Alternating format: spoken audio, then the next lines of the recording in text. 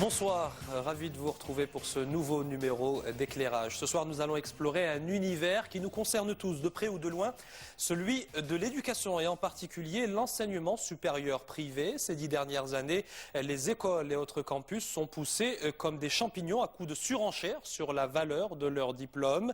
À la clé, promettent-ils la réussite et l'emploi, mais cela reste encore à prouver pour des filières facturées au prix fort. Sommaire.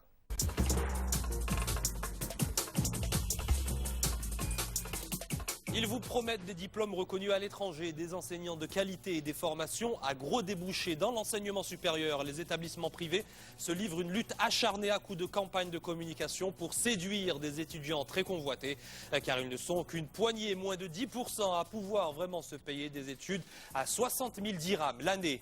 Et même l'université cède aux sirènes du privé. 6 instituts se partagent ce marché au Maroc. Enseignants haut de gamme, campus dernier cri, avec tout le confort dans les amphis, comme en salle de sport. Là encore, tout est fait pour choyer des étudiants qui y ont mis le prix. Et malgré cela, ces jeunes universités en quête de crédibilité académique doivent encore prouver que leur diplôme ouvre les portes de l'emploi. Pour aborder ce sujet, nous recevons ce soir le secrétaire général du département de l'enseignement supérieur, Abdelhafid Bar. Bonsoir. Bonsoir. Alors en tant que cadre et spécialiste de l'éducation nationale, est-ce que vous n'êtes pas un peu gêné lorsque vous déambulez à Casablanca, à Rabat ou dans d'autres grandes villes et que vous voyez ces grandes affiches publicitaires où l'on nous présente des cursus universitaires, des cursus d'enseignement supérieur, comme on vendrait en somme un paquet de lessive? En fait, les établissements sont dans leur, droit de faire de la communication. La seule chose qui est requise et ce qui est nécessaire, même de par la loi, c'est que cette communication soit crédible et soit réelle et ne pas vendre quelque chose qui n'est pas réel et qui porte préjudice au choix judicieux des étudiants et qui constitue parfois des mensonges. Oui, mais quand on voit ces affiches-là, avec ces slogans, avec ces tarifs intéressants, avec ces reconnaissances à l'international, on a l'impression que finalement, ces établissements, ils peuvent dire ce qu'ils veulent. En fait, la reconnaissance à l'international n'a aucune signification. Parce que ce qui compte, c'est le diplôme national, parce que la référence pour tout l'enseignement supérieur marocain est le diplôme national. Cependant, certains établissements ont des conventions de partenariat et parfois de codiplomation avec des établissements externes au niveau international. Et c'est un outil qu'ils utilisent pour pouvoir attirer le maximum d'élèves et de leurs parents. Voilà, c'est un premier enseignement de cette émission. En tout cas, au début des années 2000, elles sont apparues comme une alternative à un enseignement public mal en point dans le management, le commerce, l'ingénierie ou la comptabilité. Les écoles privées ont ouvert leurs salles de cours à tour de bras. Actuellement, plus de 200 établissements sont recensés à travers le royaume, des usines à diplôme pour une jeunesse dorée à laquelle elles font miroiter une formation reconnue à l'étranger. On en parlait justement avec embauche quasi instantanée à la clé, un cursus parfois sanctionné par bien des désillusions. Reportage.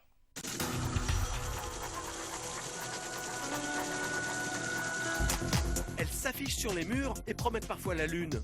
200 écoles privées de l'enseignement supérieur se disputent les 9% d'étudiants aisés capables de s'offrir des formations haut de gamme. Managers, financiers, ingénieurs, un passage obligé pour les élites de demain. Ces diplômes privés constituent un sésame pour l'emploi, mais c'est donnant-donnant.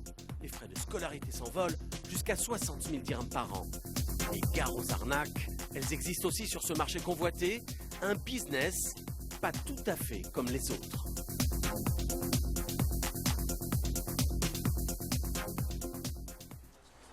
Un père de famille impliqué, c'est ainsi qu'il se voit, Samir Osman. La réussite de son fils en terminale lui importe plus que tout. S'il vous plaît, je voulais avoir des renseignements. C'est pour mon... Aujourd'hui au programme, visite des plus grandes écoles supérieures privées de Casablanca. Il faut déjà penser à la rentrée prochaine. Voilà, je voulais avoir des renseignements. Pour l'accueillir, une responsable de l'établissement. Tout de suite, le ton est donné pour garantir un niveau élevé. Ici, on sélectionne les étudiants à l'entrée. Osman Junior devra donc passer un concours d'entrée. C'est pas difficile, le concours il est ouvert pour des étudiants scientifiques, des étudiants qui ont fait l'économie, des étudiants... Il y a le management. Visite guidée de ce campus réputé où s'activent 1000 étudiants. La future élite de l'économie marocaine, les dirigeants de demain au sein des entreprises. Alors, ils sont choyés. Mais ici, comme dans toutes les écoles supérieures privées, on estime qu'il faut aussi plus que des cours de gestion pour former des bons managers. C'est un atelier dans le département développement personnel, un atelier d'activité parapédagogique. Nous estimons que ça apporte, ça aide à l'épanouissement du manager. Des ateliers artistiques en plus des cours de management, c'est aussi cela qui explique des frais de scolarité très élevés, les plus hauts du marché, 58 000 dirhams par an. Les étudiants y trouvent leur compte, semble-t-il. Je pense que c'est important. Je pense que ça peut faire la différence entre plusieurs managers. Qu'on vient de plusieurs écoles, quelqu'un qui sera plus créatif, ça m'aide à m'épanouir. Enfin, pour ma part, en tout cas. Des lauréats viennent nous voir maintenant pour nous dire « ça m'a beaucoup servi ce que j'ai fait en théâtre ou en art plastique ».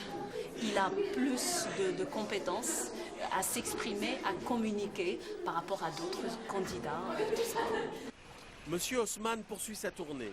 Pas de mystère, dans toutes les grandes écoles de management, les cours se ressemblent. Les frais de scolarité aussi, ici, 50 000 dirhams par an. Vous avez 3 axes principaux qui sont les enseignements, l'expérience de l'international et la vie associative. Ici, on joue aussi la carte du développement personnel. Pour se démarquer, on mise non plus sur l'art, mais sur la culture générale. D'où cette bibliothèque en ligne de plus de 9000 ouvrages, de quoi nourrir la maturité d'un futur dirigeant. Un manager aujourd'hui, c'est très important qu'il soit quelqu'un qui a une bonne personnalité. En fait, il ne faut pas développer juste le côté savoir, mais le savoir-être, c'est très important aussi.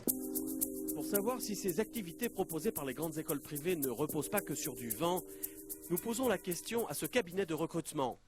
Ici, on connaît les exigences des entreprises et confirmation, le développement personnel constituerait bel et bien un précieux atout à l'embauche.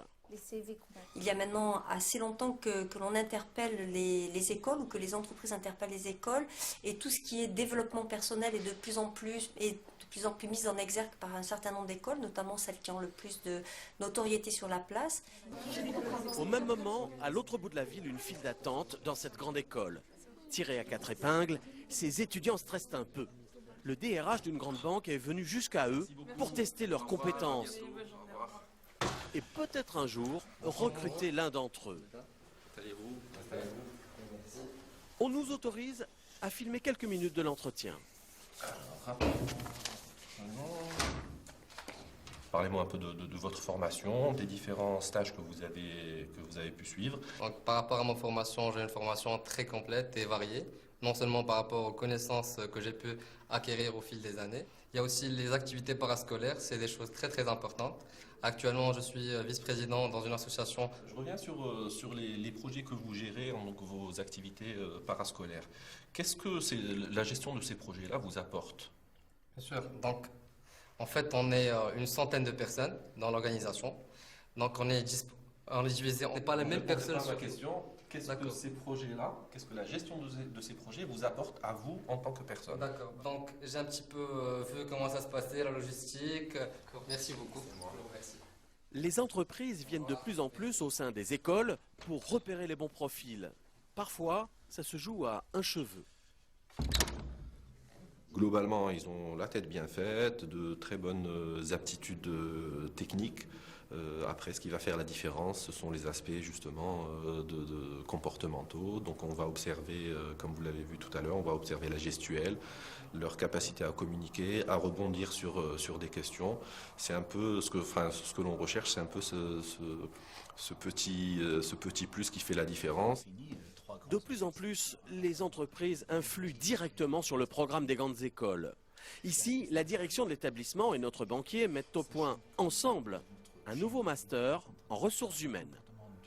L'intérêt de la banque, mais l'intérêt en fait de toutes les entreprises, c'est d'essayer de se rapprocher du monde de l'enseignement pour pouvoir, pour apporter en tout cas une contribution dans la construction des programmes, pour que ces programmes puissent produire des collaborateurs opérationnels et qu'ils soient en phase avec les besoins réels des entreprises. L'entreprise a parlé, le comité pédagogique s'incline. Pas le choix, si l'on veut trouver de précieux débouchés aux futurs diplômés. Et tant pis si ce nouveau master n'affiche pas complet. Un programme, un master peut ne pas être rentable directement, mais s'il répond à un besoin exprimé de la part de l'entreprise et à un besoin exprimé par nos étudiants, nous devons de le mettre en place, même s'il n'y a pas une rentabilité micro par projet. Les frais de scolarité payés par les étudiants permettent d'assumer les filières les moins rentables. Mais en échange, les familles exigent un retour sur investissement. Dans cette école par exemple, l'un des points forts c'est l'international, un argument pour séduire les étudiants, et il semble que la promesse soit tenue. Moi-même, j'ai été à Shanghai en Chine durant 6 mois, donc ça m'a permis un petit peu de travailler de plus mon anglais, de côtoyer des gens de très près, d'essayer un petit peu de négocier, d'avoir des matières telles que la négociation en Asie, la géopolitique dans l'ASEAN. Mais le premier argument pour attirer les élèves, c'est la qualité des enseignants. Ici, leur recrutement est très particulier. Donc si on veut schématiser ou s'il veut en prendre... Contrairement aux apparences, ce prof n'est pas en train de faire un vrai cours. Pour être embauché, il doit d'abord faire ses preuves devant un jury composé de profs et d'étudiants. Pour cela, il simule le déroulé d'un cours de A à Z et tout le monde joue le jeu. Est-ce que vous pouvez nous donner des exemples d'encaissement, décaissement?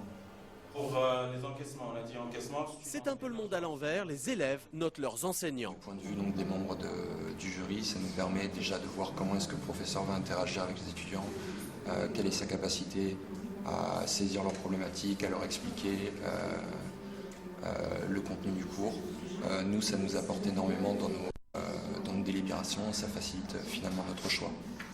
Personnellement, je trouve que c'est un prof qui s'exprime d'une façon très claire et qui sait bien gérer son cours. Pour moi, je trouve que ce soit pour la forme ou bien pour le fond, le prof, la présentation en général, il a été agréable.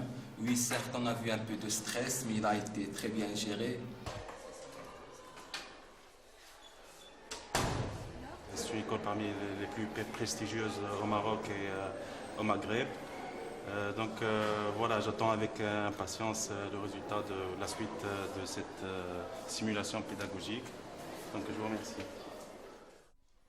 Oui Yomi, il y a un TP de mécanique là, et je vois toujours le matériel ici à l'intérieur de la salle technique. Il n'est pas installé et le professeur a cours maintenant.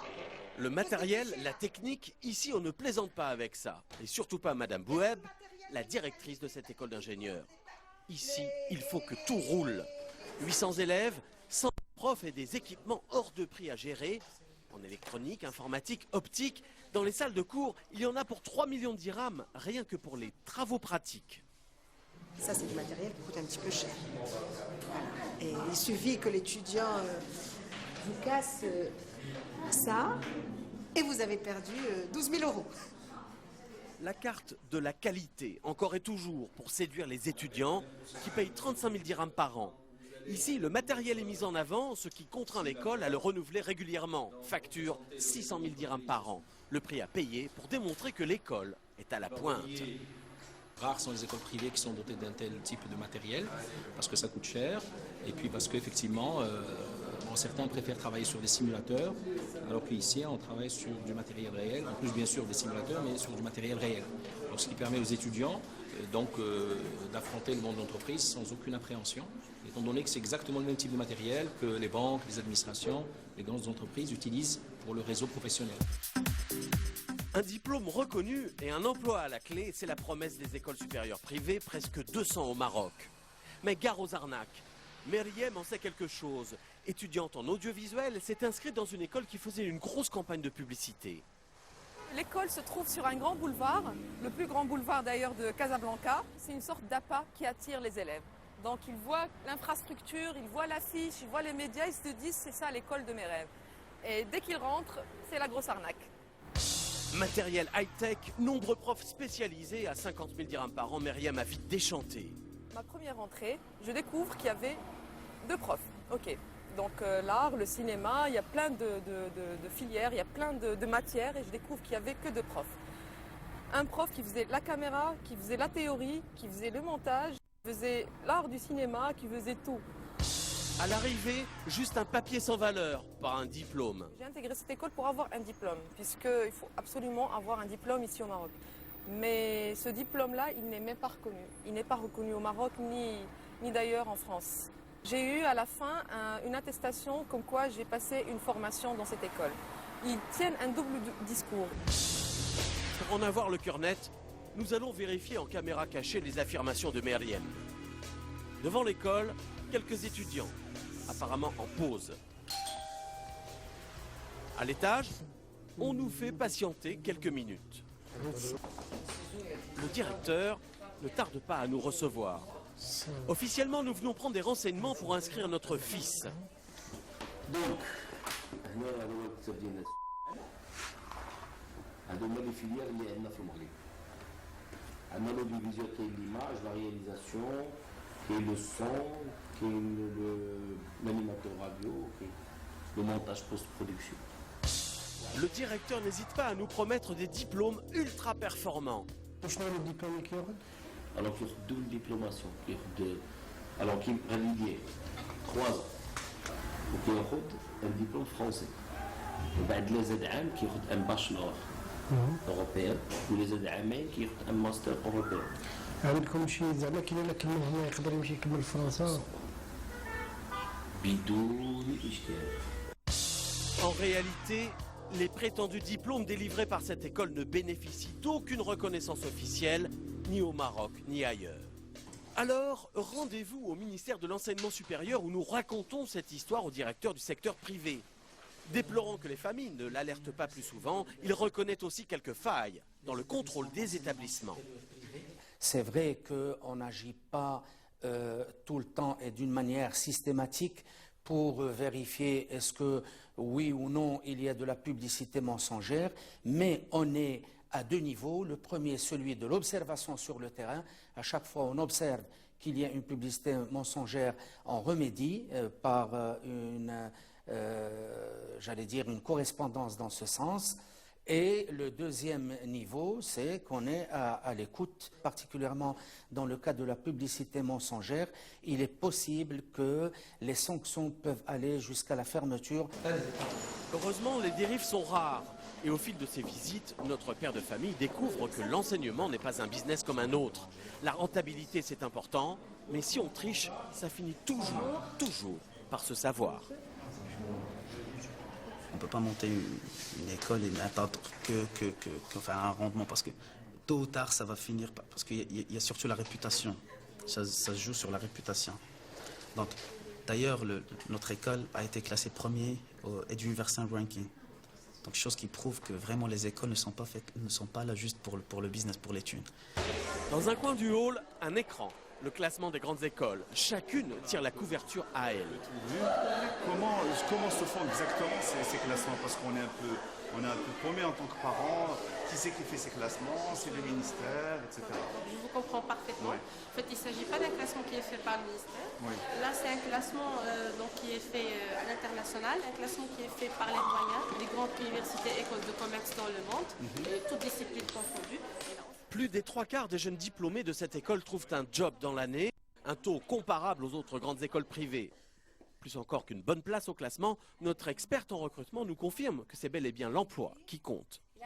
Il y a une règle, c'est celle du marché. Moi, je pense qu'une école ne peut être pérenne, ne peut être connue, ne peut être réputée sur la place que si, d'année en année, tous les jeunes sont intégrés par les employeurs. Et s'il y a échec, c'est-à-dire qu'il n'y a pas employabilité et donc il y a des questions à se poser.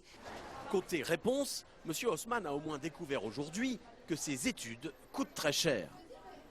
Nous, parents d'élèves, ça nous fait un peu mal à la poche, mais la qualité, ça n'a pas de prix. Puis les études durent 5 années et on espère que c'est un bon investissement. Le retour sur investissement, le voici. Le diplôme tant convoité, le sésame de l'étudiant. Ce soir-là, à l'honneur, les élèves de la grande école d'ingénieurs dirigée tambour battant par Madame Bouheb. Nous fêtons donc la remise des diplômes de la 15e promotion et puis l'annonce de l'accréditation de l'ESTEM qui est un événement, je veux dire, très important pour notre établissement. Madame Bouheb va peut-être un peu vite en besogne. Aujourd'hui au Maroc, aucune grande formation supérieure privée n'est encore accréditée officiellement. Ça n'empêche pas d'anticiper. Pour nous, heureusement que l'accréditation, ça sera délivré par l'État. Le diplôme sera reconnu par l'État. En attendant les accréditations officielles, les écoles mettent en avant leur place dans les classements, surtout ceux qui les avantagent. Mais pour l'heure, ces jeunes diplômés, la future élite des entreprises marocaines, savourent leur réussite.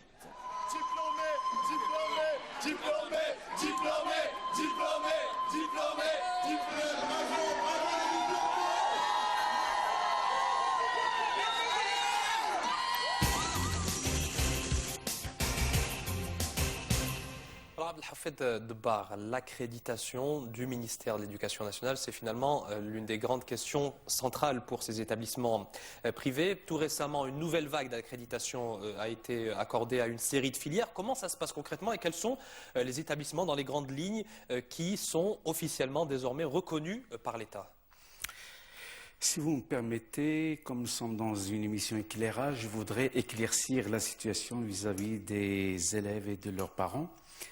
De par la loi qui organise le secteur de l'enseignement supérieur d'une façon générale et l'enseignement supérieur privé de façon particulière, nous avons prévu 3 étapes en matière d'évolution des établissements d'enseignement supérieur privé. Première étape, c'est d'abord l'autorisation qui est octroyée par le ministère sur la base d'un cahier de charges avec un certain nombre de critères, aussi bien sur le plan pédagogique, sur le plan de l'encadrement que sur le plan des infrastructures. Une école ne peut pas ouvrir sans autorisation préalable du ministère. Et l'autorisation est donnée suite à un processus d'évaluation par des pairs qui sont des experts, un avis d'une commission nationale de coordination de l'enseignement supérieur privé dans laquelle siègent des représentants des associations des établissements privés et la commission nationale de coordination de l'enseignement supérieur qui est présidée par M. le ministre et qui, elle, est là en termes de gouvernance pour asseoir les critères de création d'établissements, qu'ils soient publics ou privés. Est-ce que réciproquement, ça veut dire que tous les établissements privés d'enseignement supérieur qui sont actuellement en fonctionnement, qui sont actuellement ouverts, ont bénéficié au préalable de l'autorisation du ministère? Alors il faut dire qu'il n'y a pas des établissements qui échappent et qui se glissent entre les mailles du filet. On a depuis 1985 des autorisations qui ont été données et depuis 2007, nous avons mis à niveau l'ensemble des établissements. On leur a donné 3 années pour se mettre à niveau conformément à la législation en vigueur.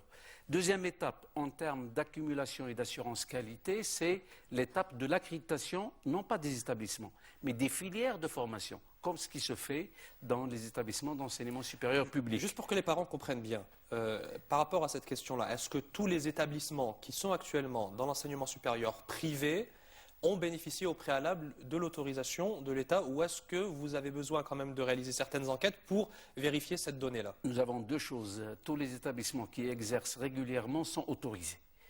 Et il y a, comme vous l'avez vu, comme on l'a vu dans le reportage, certains établissements qui exercent sans autorisation qu'on assomme lorsqu'on est au courant et qu'on prend toutes les dispositions pour les fermer pour les amener. Par exemple, cet établissement, voilà, je vous assure, mais ils ne se vendent pas en tant qu'établissement marocain, ils se vendent en tant qu'établissement vendant des formations délocalisées. Il a pignon sur rue, il attire des étudiants, 50 000 dirhams l'année, c'est pas rien. Ça fonctionne, ça a l'air de fonctionner depuis plusieurs années. Là, le ministère, est-ce que vous ne vous dites pas qu'il y a eu quand même des ratés? Il y a parfois des ratés, mais ce n'est pas un établissement autorisé, dûment autorisé conformément à la réglementation. Et qu'est-ce qu'il risque concrètement? On va le sommer. On va le sommer, c'est-à-dire que nous allons d'abord, normalement, on le met en demeure immédiatement pour cesser toutes les activités et puis on fait appel aux autorités locales pour pouvoir fermer définitivement cet établissement. Lorsque vous donnez l'autorisation d'ouverture d'un établissement privé, en attendant l'accréditation qui est la seconde phase, si je comprends bien, l'accréditation des filières, est-ce que l'établissement peut ouvrir, accueillir des élèves, dispenser des enseignements en attendant l'accréditation de ces filières d'enseignement? L'autorisation lui donne droit de rendre les services de formation dès qu'il dispose de cette autorisation. Sans garantie a posteriori que ces filières seront accréditées. C'est 2 choses différentes. Il est autorisé à exercer la mission de formation. Et avec la promulgation de décrets d'octroi de l'accréditation conformément aux articles 51 et 52 de la loi 0100 qui a été promulguée en 2010, les établissements ont déposer des demandes selon un cahier de charge qui a été défini et des demandes d'autorisation de leur filière de formation. Il s'agit de près de 291 filières qui ont été déposées, représentant 114 établissements, 115 établissements, parce que certains établissements présentent plus que d'une filière. Et les résultats définitifs auxquels on a abouti dernièrement, nous avons près de presque 56% des filières qui ont été déposées qui seront accréditées pour cette année. En rapport, 56%, non, 56% sur 291, ça fait dans les 152. Combien d'établissements? 152. Alors, les établissements, c'est un peu difficile du fait que nous avons 115 établissements qui ont déposé des demandes et on va se retrouver, si on comptabilise pour chacune des filières un établissement, nous allons nous retrouver avec près de 80 établissements parce qu'il y a certains établissements qui auront plus d'une filière à 2 filières qui seront accrédités. Et il y a certains établissements qui ont des filières accréditées, des filières accréditées avec réserve et des filières qui sont défavorables. Qu'est-ce qui se passe pour les établissements qui ont eu l'autorisation d'ouvrir, mais dont les filières n'ont pas été accréditées à l'issue de cette décision? Ces établissements ont le temps pour pouvoir reprendre le dossier et faire une nouvelle présentation de leur demande pour pouvoir accréditer leur filière. Et elles peuvent pendant ce temps continuer à recevoir... Ils peuvent continuer à recevoir des étudiants. La différence, c'est qu'une filière accréditée donne lieu à une présentation pour une équivalence par rapport aux diplômes nationaux. Donc, au final, le diplôme a une valeur... par rapport au diplôme national, soit en ingénierie, soit en commerce-gestion, soit en sciences médicales. Et troisième étape à laquelle on est en train de s'orienter, c'est ce qu'on appelle la qualité totale, c'est comme ISO. Lorsque tous les établissements ont des filières, toutes les filières de formation qui sont accréditées, ils peuvent prétendre à une reconnaissance par l'État. Et cette fois-ci... Une reconnaissance des filières ou de l'établissement? L'établissement. Cette fois-ci, l'établissement qui sera reconnu et dont les diplômes seront même visés par un président d'université. Et ça donne lieu à une équivalence des À l'heure actuelle, ça ne concerne aucun établissement privé. Pour l'instant, nous sommes tous les établissements dans la phase... qui font la publicité et qui disent qu'ils sont reconnus par l'État... Il y a un amalgame. Il y a un amalgame qu'il faut lever. Ils sont autorisés et non reconnus. Reconnus, voilà, ça c'est important à préciser. Mais comment est-ce qu'un parent d'élève, on l'a vu dans le reportage, qui est en train de chercher à inscrire son enfant, comment est-ce qu'il peut avoir accès à cette information officielle, crédible, sur l'accréditation des filières ou l'autorisation, du moins dans un premier temps, d'ouverture d'établissement? Nous avons un site internet www.ensu.gov.ma dans lequel nous mettons l'ensemble des filières, des établissements qui sont autorisés, et nous allons bientôt afficher l'ensemble des filières, cette fois-ci, des différents établissements qui sont accrédités. Vous évoquiez cette problématique au tout début de l'émission, et c'est un des gros arguments de vente, parce que ça reste quand même, on a l'impression que c'est un vrai business en fait, ce segment de l'enseignement supérieur privé, privé. C'est des entreprises, sauf que ce sont des entreprises qui font des prestations publiques, je dirais, à but lucratif. À but lucratif. Et donc, le plus important, c'est finalement la rentabilité au-delà du contenu pédagogique. Malgré tout, juste un point, une précision qui est importante, parce qu'on le voit ça notamment à l'approche du mois de septembre, il n'y a pas un établissement qui se targue d'avoir une reconnaissance avec le Canada, avec la France, avec les États-Unis, avec l'Angleterre ou même avec la Chine, comme on a pu le voir dans le reportage. Qu'est-ce que ça vaut concrètement? Est-ce que finalement ce n'est que de la poudre aux yeux? Il y a deux cas de figure. Il y a un cas de figure où réellement, et nous avons recensé un ensemble d'établissements qui ont ce qu'on appelle des conventions de mobilité.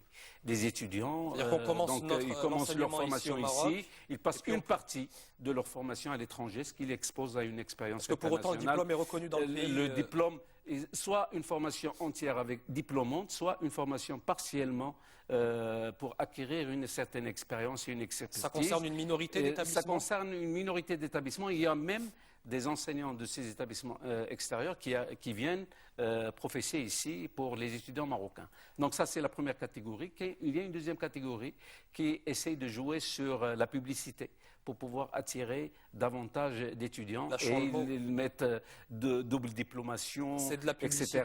Mais là, je peux vous assurer que nous ne cessons absolument pas. Et à la tête, Monsieur le ministre, en personne, pour attirer pour attirer l'attention des promoteurs des établissements d'enseignement supérieur privé, notamment à travers leurs représentants, pour leur dire, s'il vous plaît, faites de la publicité, je dirais, normale, et ne pas induire les parents en erreur. On a même des dispositions réglementaires qui nous permettent de sanctionner. Alors, nous essayons d'accompagner le secteur par les amener à signer une charte d'éthique, une charte de déontologie qui permet au secteur d'adopter ces principes et de pouvoir jouer la transparence par rapport aux parents d'élèves, parce que j'ai apprécié ce qu'ont dit certains élèves.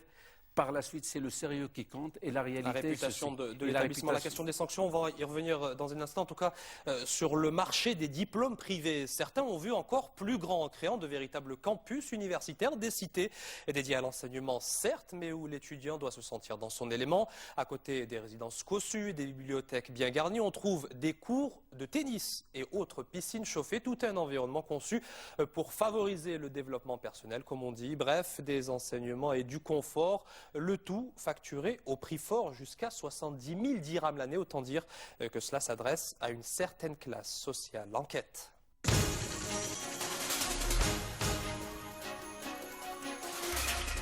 Campus flambant neuf, enseignants haut de gamme, les universités privées démarrent fort avec un mot d'ordre, l'excellence.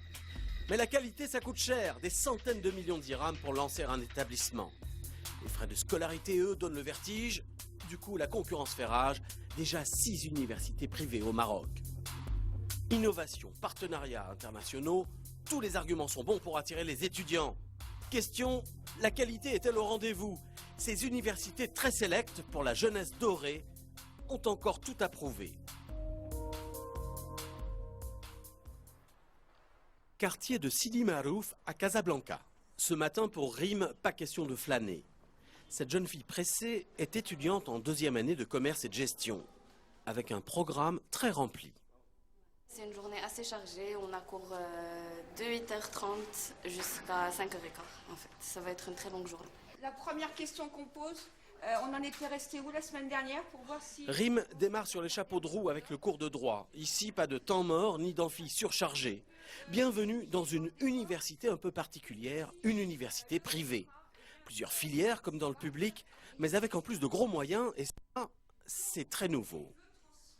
On a des avantages énormes, que ce soit du côté professoral ou du côté des étudiants. Pourquoi? Parce qu'on a quand même un environnement qui est très très important, très agréable, avec beaucoup de moyens. Ici, 14 filières, de la gestion à l'hôtellerie en passant par la kinésithérapie. À peine 2 ans et déjà 500 étudiants. Il en faudra 10 fois plus d'ici à 2015 pour valider son statut d'université. 600 millions de dirhams investis par une société marocaine et émirati, auquel s'est allié un groupe américain. Sa force, un réseau de 50 écoles à travers le monde, et c'est bien cela qui a attiré Rime. Je t'ai dit qu'il y avait celle de Valence, tu vois. Tous les étudiants ont la possibilité de passer 6 mois à l'étranger, de vivre l'expérience de vie à l'étranger. On peut aller aux États-Unis, en France, en Espagne, en Angleterre. Pour Rime, ce sera Madrid pendant 6 mois. Ah, bonjour Rime, comment ça va? Ça va, merci. Madrid, la ville du président de l'université, Antonio Maceda. Qui de mieux pour aller chercher quelques derniers conseils? Il y a soit un logement à l'intérieur du campus, soit des options de logement hors du campus qui sont normalement plus bon marché.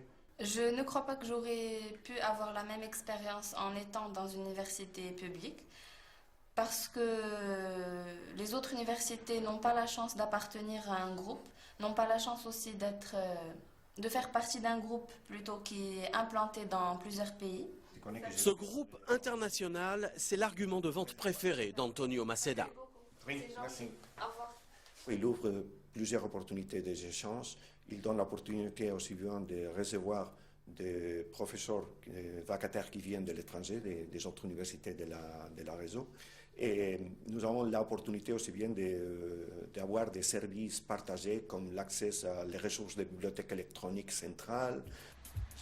Direction Rabat. Dans les faubourgs de la capitale, une autre université privée a ouvert ses portes l'an dernier. Plus de 500 élèves, un peu plus qu'à Sidi Maharouf.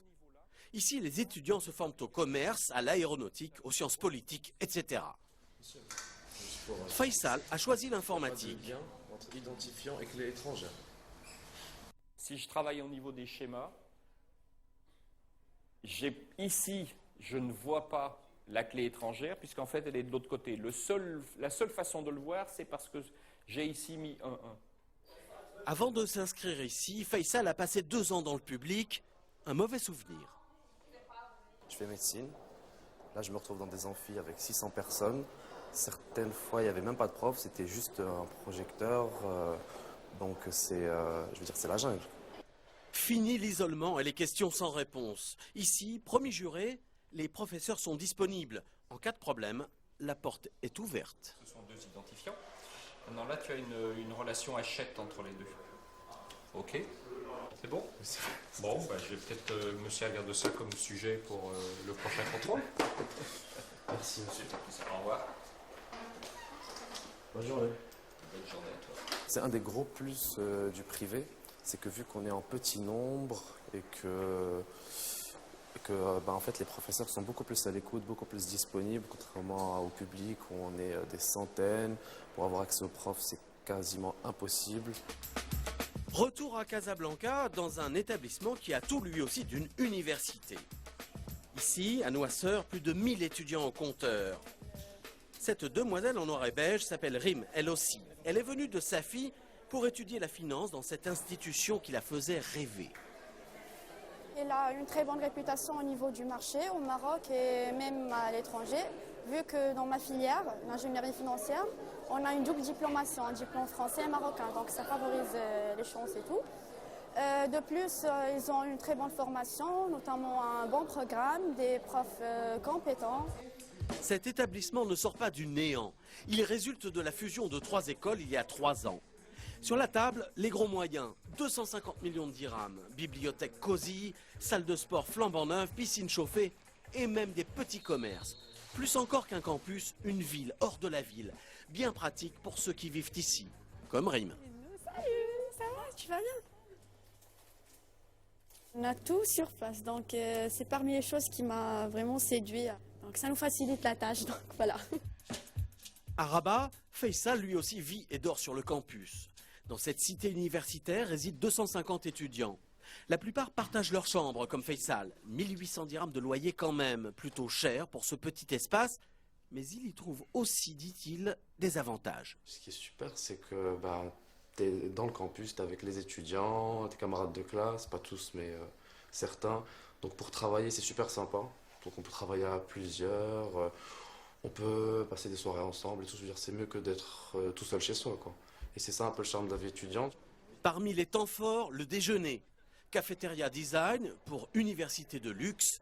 Ici, on prend sa pause, entouré de couleurs acidulées. Dans 3 ans, l'investissement total aura dépassé le 1 milliard de dirhams. De gros moyens, et ça se voit. Faisal est impressionné.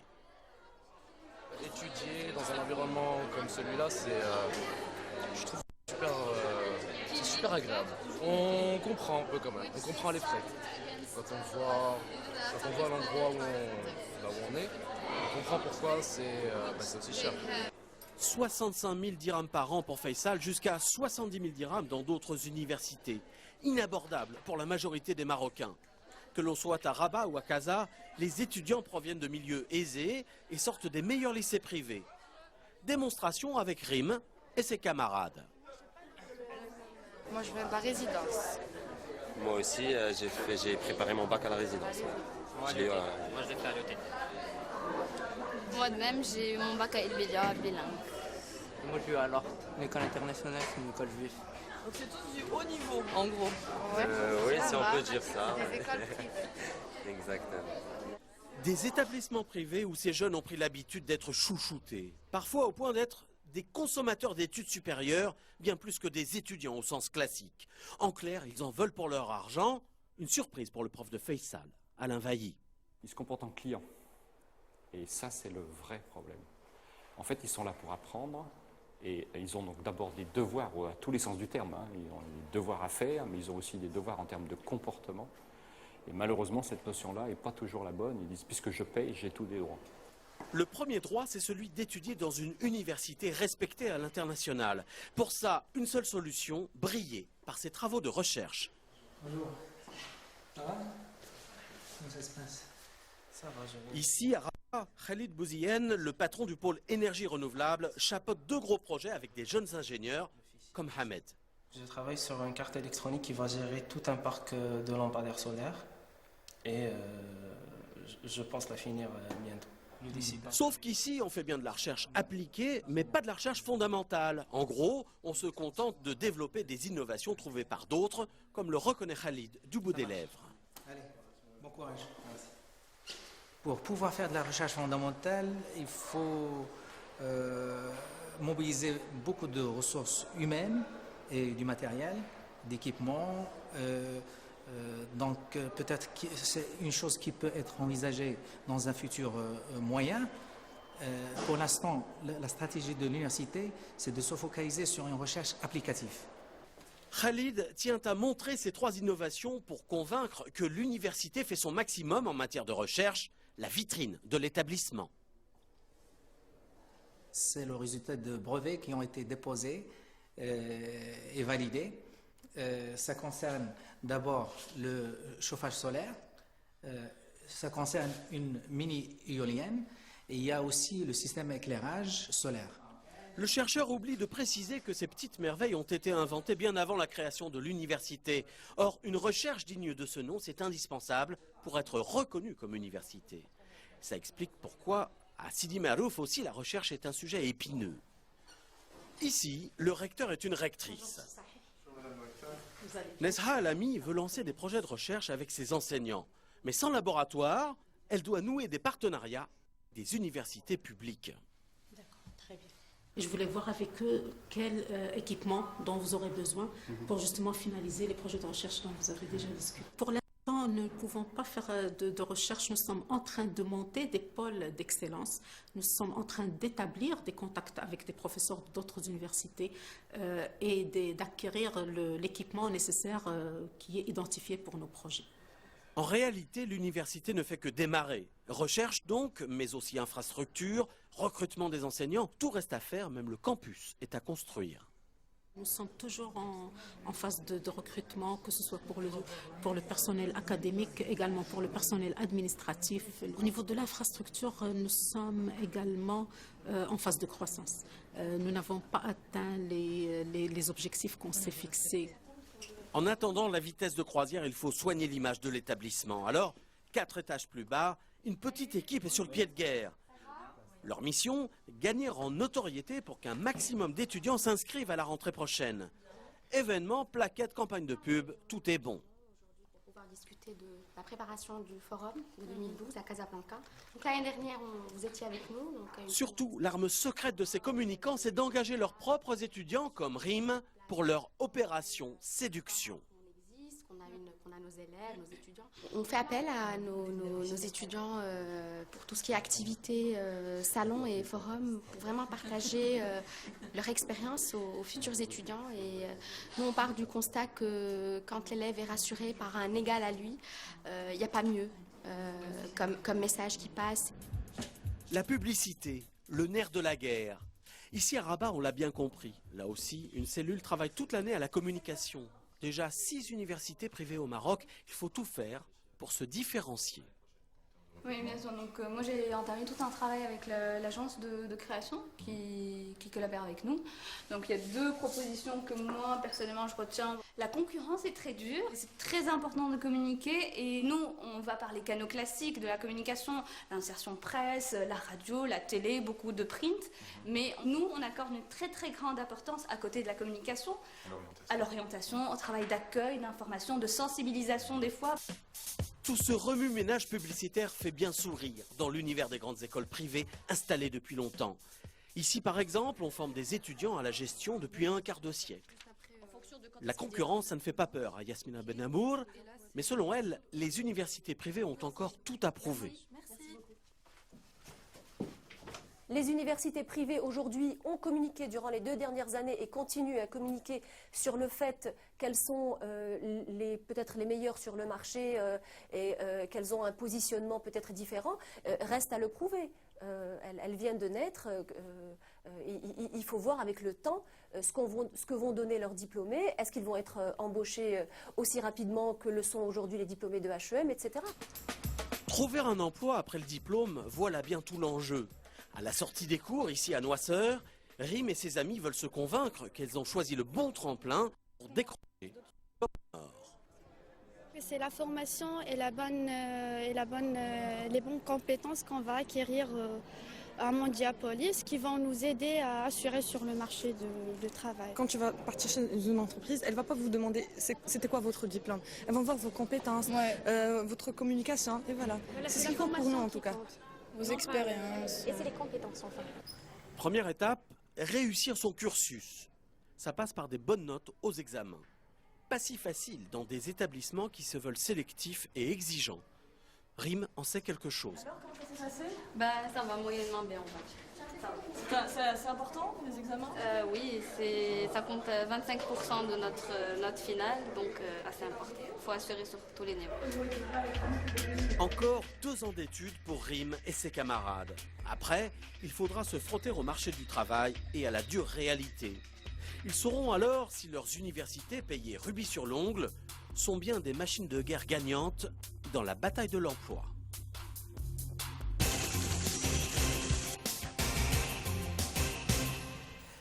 D'abord, l'insertion dans le monde professionnel, on a l'impression que c'est un des critères fondamentaux pour ces établissements. Ils le mettent en avant. C'est aussi une attente qui est très importante de la part des étudiants. On a l'impression qu'on n'entre pas pour apprendre des choses, on entre pour obtenir un diplôme qui va nous permettre de décrocher un job. Est-ce que c'est un des critères que vous intégrez dans l'évaluation que vous faites de ces différentes filières? Effectivement, notamment aussi bien pour l'autorisation, mais particulièrement pour l'accréditation. Le degré d'insertion ou d'employabilité est présent. Et comme on l'a vu même dans le reportage, l'employabilité dépend d'abord des compétences acquises au cours de la formation, dépend aussi des compétences intrinsèques personnelles en termes de communication, en termes comportementaux et aussi en termes d'auto-formation personnelle. Et je pense que ce sont tout cela qui constituent les ingrédients essentiels pour un lauréat d'un établissement, qu'il soit public ou privé, pour être employé au sein d'une entreprise. Alors ces campus privés qui se font appeler universités, elles ont encore tout à prouver dans ce domaine-là. Elles sont assez récentes, quelques années à peine. Combien est-ce qu'on en dénombre? 6. On le disait dans le reportage, c'est le nombre exact. Combien est-ce que vous en avez reconnu, vous? Pour l'instant, il y a 6 demandes qui étaient déposées. Dans le temps, il y avait à peu près 3 l'année dernière et 3 autres cette année. Pour l'instant, 2 universités ont été dûment autorisées. 2 autres sont en cours d'études, sont en phase finale. Et les 2 autres ont besoin aussi d'un travail supplémentaire sur leur dossier. Au niveau de leur filière, elles ont le droit d'ouvrir. Les conditions requises, ils sont ouverts en tant qu'établissement. Alors, permettez-moi seulement d'expliquer ce qu'est une université privée. Le législateur a voulu qu'une université privée soit un campus intégré constitué d'au moins 3 établissements, dont une faculté privée. Et avec un certain nombre de conditions sur le plan pédagogique, notamment en termes du programme de formation, qu'ils aient un minimum de 30% d'encadrants permanents qui soient présents de qualité sur le plan de niveau de qualification des enseignants. Et aussi que les filières, au bout de 3 années, aient au moins 50% de filières qui soient accréditées. Et ils aient les infrastructures nécessaires sur le plan résidentiel, sur le plan sportif, culturel et sur le plan aussi de l'infrastructure telle que les bibliothèques, les équipements nécessaires et celle de laboratoire de recherche. Ils aient aussi un plan d'action en termes de recherche et un business plan de développement au cours des années. Alors, au bout de 3 ans, ces universités doivent avoir une masse critique minimale de 2000 étudiants. Et donc, c'est ce qui fait que ces universités ont une envergure beaucoup plus importante par rapport aux établissements Et effectivement, ils doivent mettre l'effort nécessaire, aussi bien sur le plan investissement que sur le plan de l'approche pédagogique et d'innovation. Ce que nous attendons de ces universités, c'est qu'ils jouent aussi un rôle moteur en termes d'innovation. Ça fait quand même une sacrée liste de critères. Vous parliez de sanctions en première partie de l'émission. Si ces critères ne sont pas remplis, est-ce que vous avez vraiment le pouvoir et la possibilité de fermer tout simplement ces universités? La loi nous y autorise. Et on peut le faire, et ces universités sont récentes, mais pour un certain nombre d'établissements, nous avons déjà exercé ce pouvoir de fermeture par, je dirais, les pouvoirs publics. Au niveau du rapport à l'argent, parce que là aussi, ce qui caractérise ces établissements privés, c'est des frais d'inscription qui sont assez colossaux, 50, 60, 70 000, même 100 000 dirhams parfois pour certains établissements. Un des enseignants dans ces campus privés le disait, on a le sentiment que ces étudiants arrivent avec des prétentions parce qu'ils ont payé, finalement, on leur doit des choses et au final on se retrouve avec des étudiants qui arrivent et qui finalement se considèrent dans le bon droit d'obtenir leur diplôme parce que tout simplement ils l'ont payé. On n'achète pas de diplôme, on achète une prestation de service, de formation de qualité. C'est ça ce qui doit être exigé par les étudiants et par leurs parents. Mais d'aucune manière, on octroie un diplôme parce qu'on l'a payé. Sinon, l'étudiant et le lauréat, lorsqu'il sort sur le marché du travail, il ne vaudra rien. Et c'est le contrôle que nous faisons. Alors sachez qu'une fois un établissement est autorisé ou une filière est accréditée, il y a un contrôle pédagogique qui est fait par les universités publiques, au moins 2 à 3 fois par an. Et si le contrôle pédagogique est négatif, nous attirons l'attention du responsable et nous pouvons aller jusqu'à la fermeture, comme je l'ai dit.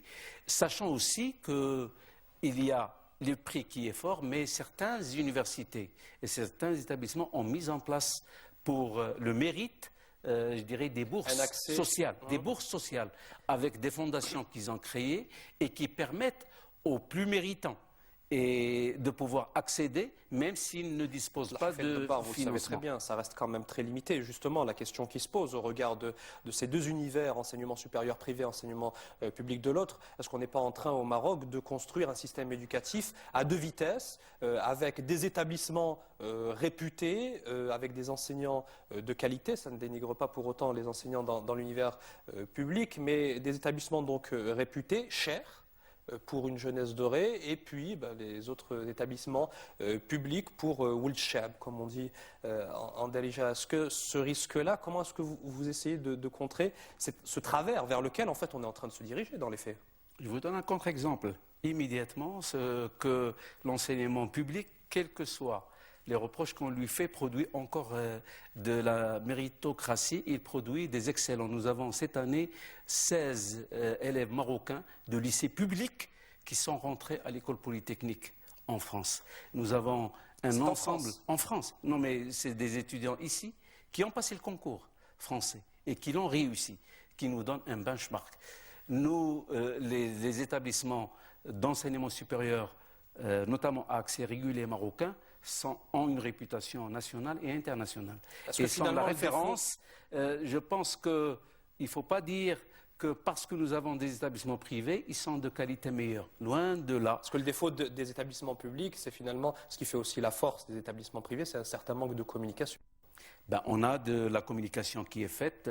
Nous avons de grandes écoles d'ingénieurs, des grandes écoles de commerce marocaines qui attirent les plus méritants, avec des mentions très importantes au niveau de leur baccalauréat et sur la base de concours. Et souvent, c'est parce que beaucoup d'étudiants n'ont pas pu accéder à ces établissements très réputés et sur une base de sélection très sévère qu'ils vont pour les établissements privés. Nous ne voulons pas accéder aux facultés ou ce qu'on appelle les établissements accès ouvert, quoique l'enseignement public a connu des avancées et des réformes énormes. Et il y a encore énormément à faire là-dessus. En tout cas, merci beaucoup à Abdelhafed Dbar d'avoir répondu à notre invitation et d'avoir participé à cette émission. Merci à vous de nous avoir suivis. Bonne fin de soirée sur 2M et à bientôt pour un nouveau numéro d'éclairage.